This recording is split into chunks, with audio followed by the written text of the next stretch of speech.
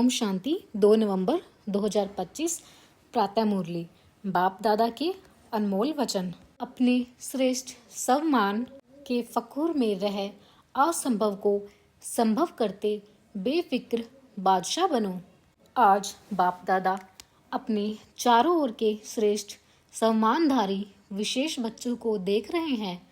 हर एक बच्चे का सम्मान इतना विशेष है जो विश्व में कोई भी आत्मा का नहीं है। आप सभी विश्व की आत्माओं के पूर्वज भी हो और पूज्य भी हो। सारी सृष्टि के वृक्ष की जड़ में आप आधार मूर्त हो। सारे विश्व के पूर्वज पहली रचना हो।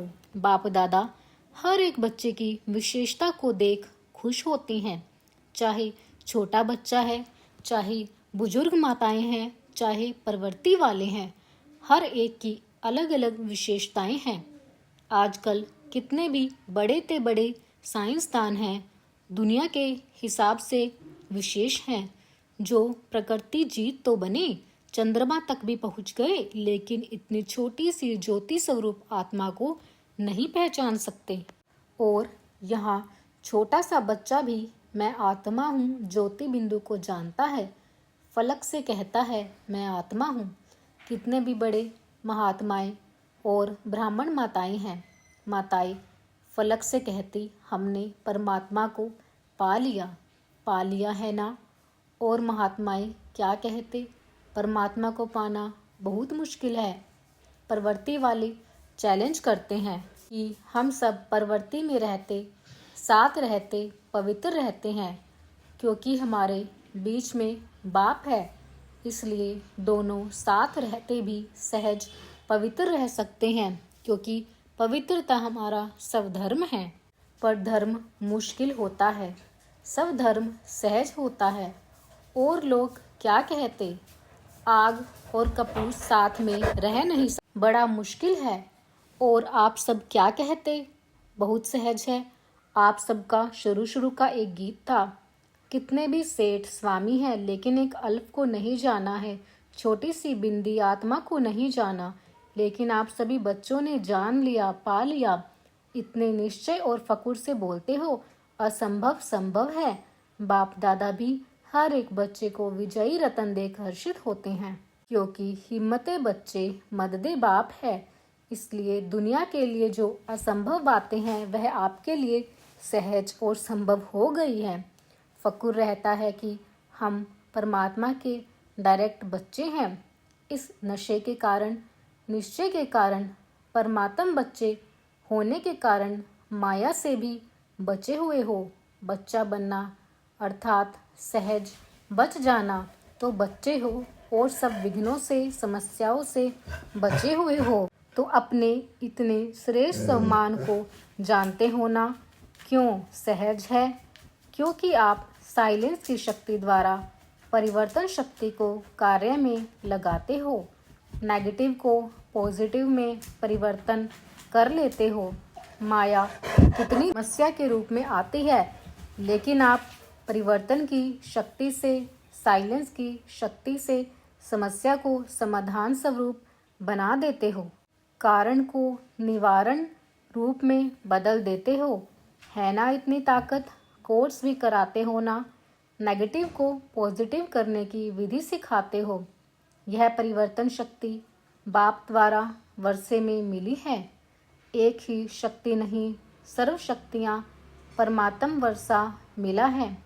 इसलिए बाप दादा हर रोज कहते हैं, हर रोज मुरली सुनते हो ना, तो हर रोज बाप दादा यही कहते, बाप को याद करो और वर्षे को याद करो। बाप की याद भी सहज क्यों आती है? जब वर्षे की प्राप्ति को याद करते तो बाप की याद प्राप्ति के कारण सहज आ जाती है। हर एक बच्चे को यह रूहानी फक्र रहता है, दिल में गीत गाते हैं, पाना था वो पा लिया। सभी के दिल में यह स्वतः ही गीत बजता है ना, फक्र है ना। जितना इस फक्र में रहेंगे तो फक्र की निशानी है, बेफिक्र होंगे। अगर किसी भी प्रकार का संकल्प में, बोल में या संबंध संपर्क में फिक्र रहता है तो फकर नहीं है। बाप दादा ने बेफिक्र बादशाह बनाया है। बोलो, बेफिक्र बादशाह हो? हैं तो हाथ उठाओ जो बेफिक्र बादशाह हैं। बेफिक्र हो या कभी कभी फिक्र आ जाता है, अच्छा है। जब बाप बेफिक्र है तो बच्चों को क्या फिक्र है? बाप दादा ने तो कह दिया है, सब फिक्र व किसी भी प्रकार का बोझ है तो बाप दादा को दे दो। बाप सागर है ना, तो बोझ सारा समा जाएगा। कभी बाप दादा बच्चों का एक गीत सुन के मुस्कुराता है, पता है कौन सा गीत? क्या करें, कैसे करें? कभी कभी तो गाते हो ना। बाप दादा तो सुनता रहता है, लेकिन बाप दादा सभी बच्चों को यही कहते हैं, हे मीठे बच्चे, लाडले बच्चे, साक्षी दृष्टा की स्थिति की सीट पर सेट हो जाओ और सीट पर सेट होके खेल देखो, बहुत मजा आएगा। वहाँ त्रिकालदर्शी स्थिति में स्थित हो जाओ। सीट से नीचे आते इसलिए अपसेट होते हो, सेट रहो तो अपसेट नहीं होंगे। कौन सी 3 चीजें बच्चों को परेशान करती है? चंचल मन, भटकती बुद्धि और पुराने संस्कार। बाप दादा को बच्चों की एक बात सुनकर हंसी आती है, पता है कौन सी बात है? कहते हैं, बाबा क्या करें, मेरे पुराने संस्कार हैं ना। बाप दादा मुस्कुराता है, जब कह ही रहे हो मेरे संस्कार, तो मेरा बनाया है तो मेरे पर तो अधिकार होता ही है। जब पुराने संस्कार को मेरा बना दिया तो मेरा तो जगह लेगा ना। क्या यह ब्राह्मण आत्मा कह सकती है मेरे संस्कार मेरा मेरा कहा है तो मेरे ने अपनी जगह बना दी है?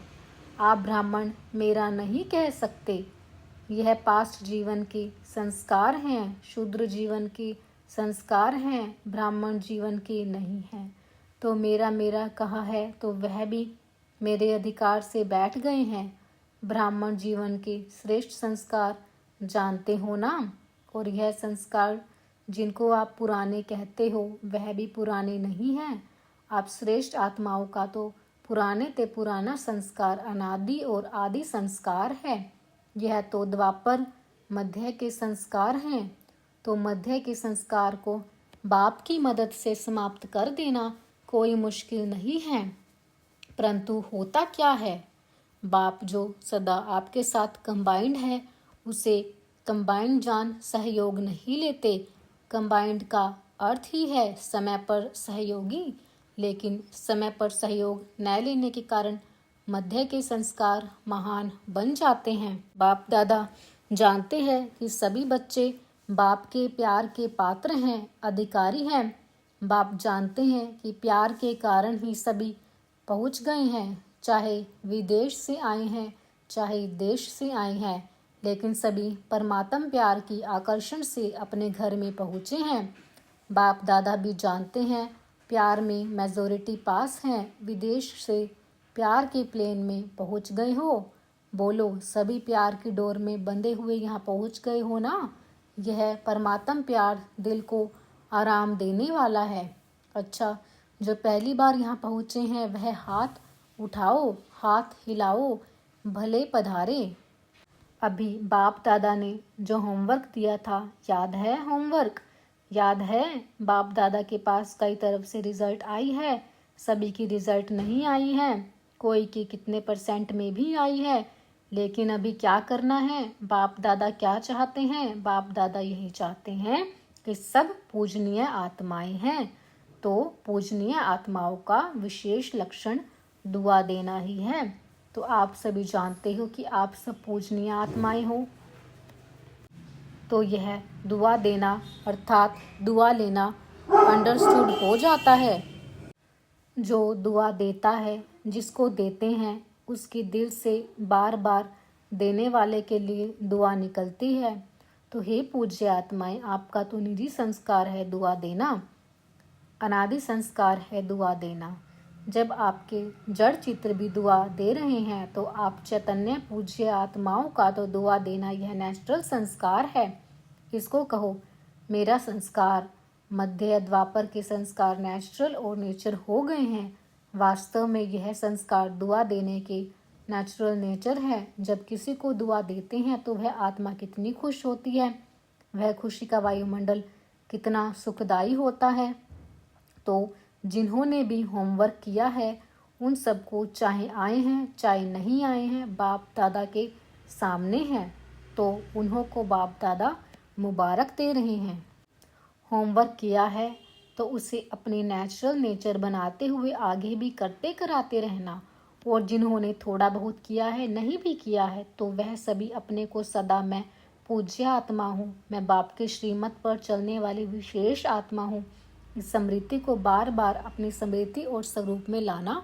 क्योंकि हर एक से जब पूछते हैं कि आप क्या बनने वाले हो, तो सब कहते हैं हम लक्ष्मी नारायण बनने वाले हैं। राम सीता में कोई नहीं हाथ उठाता। जब लक्ष्य है 16 कला बनने का, तो 16 कला अर्थात परम पूज्य आत्मा का कर्तव्य ही है दुआ देना। यह संस्कार चलते फिरते सहज और सदा के लिए बनाओ। हो ही पूज्य, हो ही 16 कला, लक्ष्य तो यही है ना। बाप दादा खुश हैं कि जिन्होंने भी किया है उन्होंने अपने मस्तक में विजय का तिलक बाप द्वारा लगा दिया।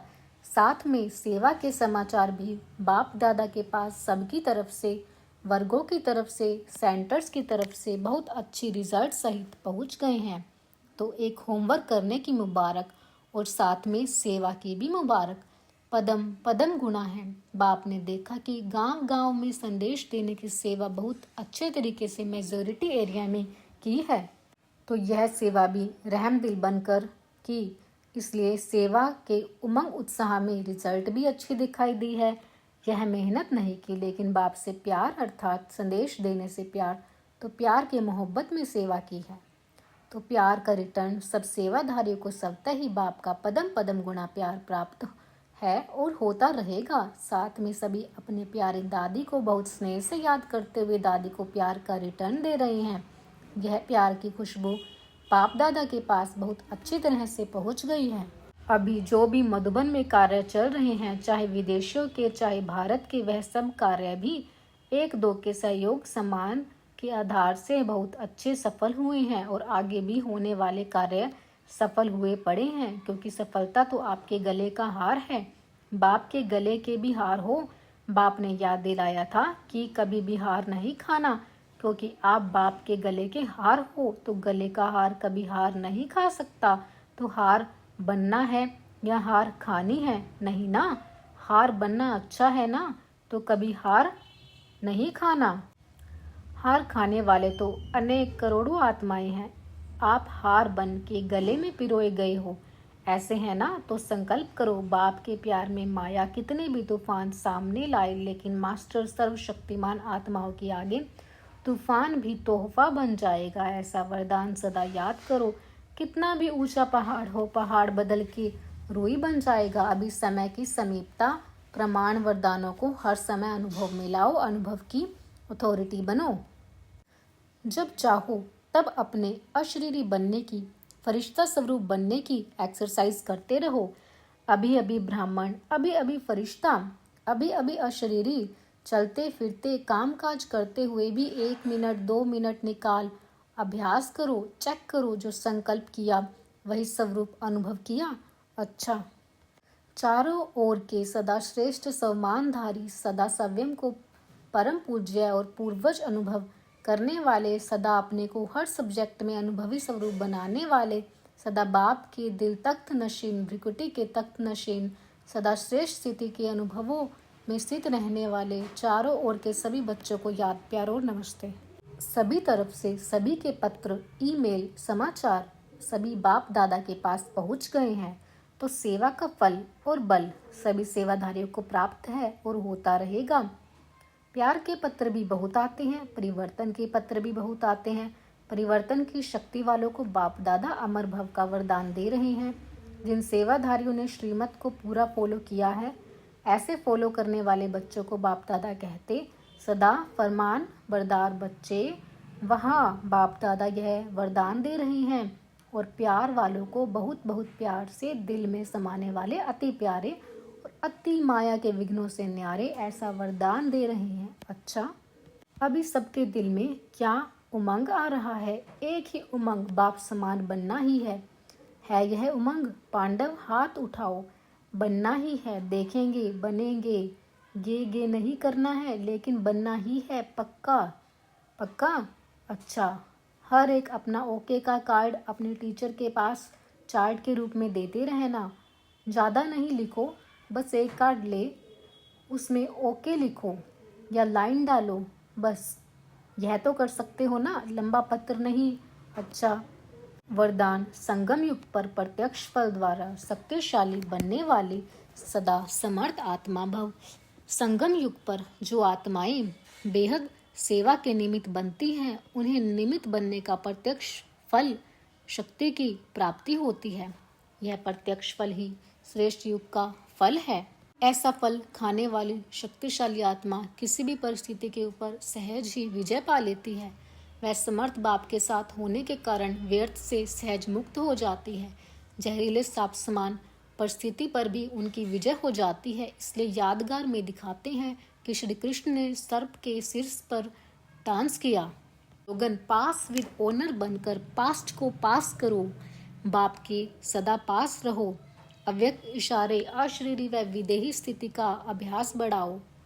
जैसे बाप दादा अशरीरी से शरीर में आते हैं, वैसे ही बच्चों को भी अशरीरी हो करके शरीर में आना है। अव्यक्त स्थिति में स्थित होकर फिर व्यक्त में आना है। जैसे इस शरीर को छोड़ना और शरीर को लेना, यह अनुभव सभी को है। ऐसे ही जब चाहो तब शरीर का भान छोड़कर अशरीरी बन जाओ, और जब चाहो तब शरीर का आधार लेकर कर्म करो।